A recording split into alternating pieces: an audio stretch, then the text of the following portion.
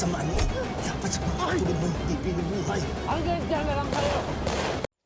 Pagdating ni Justin sa yate ay agad niyang kinumusta si Moises na sinaad ng tao nila na nasa loob ng kwarto, pero nang tignan nila ay wala na ang binata doon, kaya sinigawan sila ni Justin na hanapin nila si Moises na agad niyang nilabas yung baril niya. Nakipagsuntukan si Moises nang makita siya ng mga tauhan nila Justin at napatumba niya ang mga ito na agad namang umakyat ang binata nang marinig niya sila. Pero tinadyakan siya ni Moises paakyat ng hagdan na sinundan pa niya ito kaya nagbugbugan ng dalawa na nadehado si Justin kaya nang pulutin niya yung baril ay agad tumakbo paakyat si Moises na sinubukang barilin ni Justin pero hindi niya ito natamaan na wala nang matatakbuhan ang binata kaya tumalon na siya sa dagat na hindi na siya naabutan pa. Habang naglilibot naman sila Mayor Lorenzo at Jaime, nang marinig nila ang putok kaya agad tinawagan ni Lorenzo yung tao niya na nagalit ito nang sabihing nakatakas si Moises kaya lahat sila ay nagsitakbuhan para maghanap. Napasigaw naman si Justin sa galit niya sa sandaling yan na umikot yung motorboat nila sa yate pero hindi na nila nahagilap si Moises. Alalang-alala naman si Grace kay Mang Estong dahil sumugod ito ng mag-isa sa resort ni Lorenzo na giniit ng tatay niya na siya na mismo ang haharap kay Jaime na kung si Rafael ang habol niya ay kaya niyang ituro kung asan siya, pakawalan lang niya si Moises.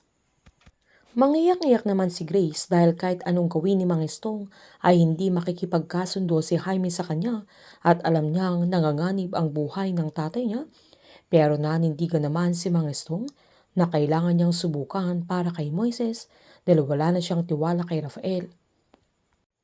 Lumangoy naman si Moises hanggang sa pampang pero sinalubong siya ng ilang tauhan ni Lorenzo na nanlaban naman ang binata na wala siyang kalam-alam na nasa compound na si Mang Estong na agad niyang sinundan yung mga armadong lalaki. Nang makakalusot na sana si Moises ay saktong nakita siya ni Justine kaya agad siyang tinutukan ng baril na binalaan niya ito na hanggang doon na lang ang kapatid niya.